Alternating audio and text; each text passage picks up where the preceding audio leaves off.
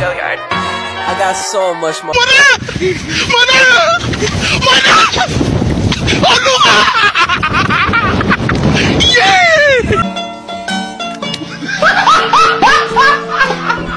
Are you ready, kids? Aye, aye, Captain! I can't hear you! Aye, aye, Captain! Oh! Fucking design on right now. Break it down, bring it back, make it clap. I got 3 old thoughts, new block, wear that thing. Bitches on my line, and you know. Bismillahirrahmanirrahim. Assalamualaikum warahmatullahi wabarakatuh. Halo, perkenalkan nama saya Nurainum, NIM 1054011000722, kelas PGSD 5A, mata kuliah Manajemen Pendidikan Sekolah Dasar. Dosen pengampu mata kuliah saya bernama Dr. Sirajuddin SPD MPD. Jurusan saya yaitu Pendidikan Guru Sekolah Dasar, fakultas saya Keguruan dan Ilmu Pendidikan. Nah, di video kali ini di sini saya akan menjelaskan beberapa materi tentang manajemen pendidikan. Silahkan nonton video selanjutnya. Nah, pada materi pertama yaitu tentang konsep dasar manajemen pendidikan. Nah, di mana manajemen pendidikan adalah proses perencanaan, pengorganisasian, pelaksanaan, dan pengendalian sumber daya pendidikan atau manusia, finansial, material, dan teknologi untuk mencapai pendidikan secara optimal. Nah, adapun fungsi manajemen pendidikan terdiri dari beberapa fungsi, yaitu fungsi yang pertama yaitu perencanaan, yang kedua pengorganisasian, yang ketiga pelaksanaan dan pengendalian. Selain membahas tentang fungsi, dia juga membahas tentang prinsip-prinsip manajemen pendidikan. Adapun prinsip manajemen pendidikan yaitu efisiensi, efektivitas, berkelanjutan, dan keadilan. Nah, pada materi ini juga dia membahas tentang tujuan utamanya. Nah, adapun tujuan utamanya adalah meningkatkan kualitas pendidikan, menciptakan lingkungan belajar yang kondusif, serta memastikan bahwa tujuan pendidikan nasional atau institusional dapat tercapai. Pada materi kedua yaitu membahas tentang fungsi-fungsi dan manajemen pendidikan. Adapun pembahasan dari materi yaitu tentang hubungan antara administrasi dan manajemen. Nah, di sini ada penjelasan tentang administrasi. Administrasi adalah proses penyelenggaraan kerja untuk mencapai suatu tujuan yang telah ditetapkan. Sedangkan manajemen adalah orang-orang yang menyelenggarakan kerja. Maka kombinasi dari kedua materi ini adalah penyelenggaraan kerja yang dilakukan oleh orang-orang secara bersama-sama untuk mencapai suatu tujuan yang telah ditetapkan. Nah, di mana adapun proses administrasi dan manajemen yaitu tentang manajemen pendidikan, administrasi sekolah, dan supervisi pendidikan. Nah, di setiap administrasi berjalan di dalam rangkaian proses-proses tertentu. Nah, adapun proses administrasi pendidikan itu meliputi fungsi-fungsi perencanaan, organisasi, koordinasi, komunikasi supervisi, kepengawasan pembiayaan, dan evaluasi. Materi ketiga yaitu membahas tentang ruang lingkup administrasi dan manajemen pendidikan. Nah, di mana pada materi ini administrasi pendidikan adalah sebuah kompleksitas yang saling berkaitan dan merupakan sekumpulan fungsi-fungsi organisasi yang memiliki tujuan utama untuk menjamin efisiensi dan efektivitas pelayanan pendidikan yang diawali dari proses perencanaan, pengembalian keputusan, perilaku kepemimpinan, penyiapan alokasi sumber daya, stimulasi dan koordinasi personil, serta iklim organisasi yang kondusif. Nah, adapun ruang lingkup administrasi pendidikan yaitu ruang lingkup adalah segala hal yang dapat memperlancar dan membantu penyelenggaraan kegiatan-kegiatan pendidikan di lingkungan sekolah atau lembaga pendidikan formal. Nah, sehingga tujuan pendidikan dapat ditempuh melalui bentuk-bentuk kegiatan secara tertib dan teratur yang pada akhirnya sampai pada pencapaian tujuan itu. Pada materi keempat membahas tentang struktur organisasi dalam suatu lembaga. Nah, struktur organisasi menentukan pekerjaan, tugas dibagi, dikelompokkan, dan dikoordinasi secara formal. Nah, struktur organisasi merupakan sebuah otoritas formal pekerjaan dalam suatu organisasi. Struktur ini dapat ditunjukkan secara visual dalam struktur organisasi, juga melayani banyak tujuan. Nah, adapun peranan struktur organisasi yaitu pengelompokan kerja. Nah, menurut fungsi ini dapat menghasilkan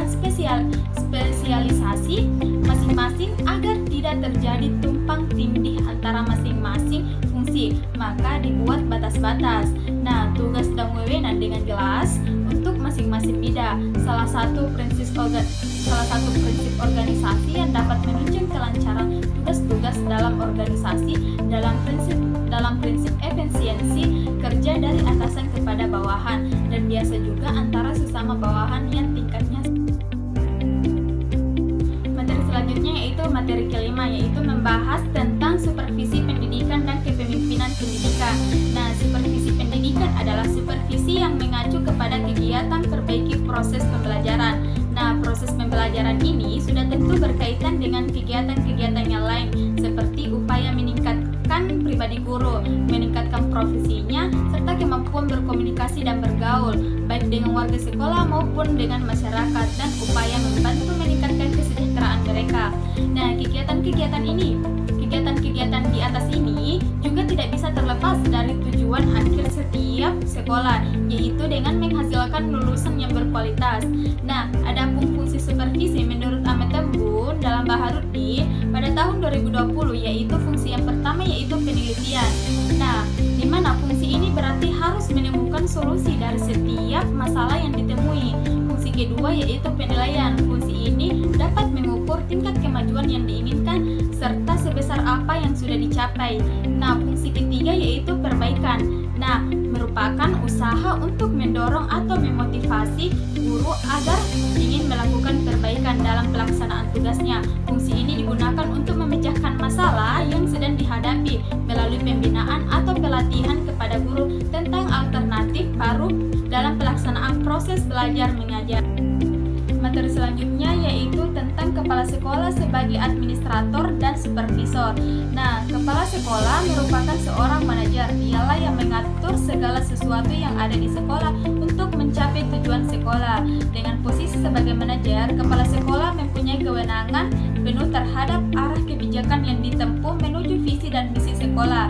Nah, kepala sekolah juga merupakan pencerminan dari kepemimpinan. Adapun peran kepala sekolah sebagai supervisor adalah untuk membimbing dan untuk membantu mengarahkan tenaga pendidik dan tenaga kependidikan untuk prosedur-prosedur pendidikan guna menunjang kemajuan pendidikan. Nah, kepala sekolah juga harus mampu melakukan berbagai pengawasan dan pengendalian untuk meningkatkan kinerja tenaga pendidik. Nah, adapun dampak peran kepala sekolah terhadap peningkatan mutu pendidikan, yang pertama yaitu membangun tim kerja yang solid, yang kedua yaitu meningkatkan kompetensi guru, yang ketiga yaitu membangun hubungan dengan orang tua atau masyarakat. Nah, yang terakhir yaitu menyediakan sarana dan prasarana yang memadai. Materi selanjutnya yaitu tentang peranan guru dalam manajemen pendidikan dan manajemen konflik, di mana peranan guru dalam manajemen pendidikan dan manajemen konflik terdiri dari prinsip. Nah, adapun prinsipnya yaitu yang pertama, prioritaskan tujuan di atas kepentingan pribadi dan rekan kerja. Nah, mengkoordinasikan kompetensi dan tanggung jawab. Adapun pengertian manajemen konflik yaitu menurut Ross tahun 1993 bahwa manajemen konflik merupakan langkah-langkah yang diambil para pelaku atau pihak ketiga dalam rangka mengarahkan perselisihan ke arah hasil tertentu yang mungkin atau tidak mungkin menghasilkan suatu akhir berupa penyelesaian konflik dan mungkin atau tidak mungkin menghasilkan ketenangan, hal positif, kreatif, bermufakat atau agresif. Pada manajemen konflik ini memiliki tujuan yaitu mencegah gangguan kepada anggota organisasi untuk memfokuskan diri pada visi dan misi dan tujuan organisasi. Materi selanjutnya yaitu tentang manajemen strategi peningkatan mutu pendidikan. Nah, di mana kata manajemen berasal dari bahasa Italia manager yang berarti mengendalikan. Dalam kamus besar bahasa Indonesia, kata manajemen diartikan sebagai penggunaan sumber daya secara efektif untuk mencapai sasaran. Sedangkan kata strategi merupakan suatu kerangka dasar atau rencana dalam mengikuti sertakan sumber daya yang ada di organisasi untuk mencapai sasarannya melalui hubungannya yang efektif dengan lingkungan dalam kondisi yang paling menguntungkan.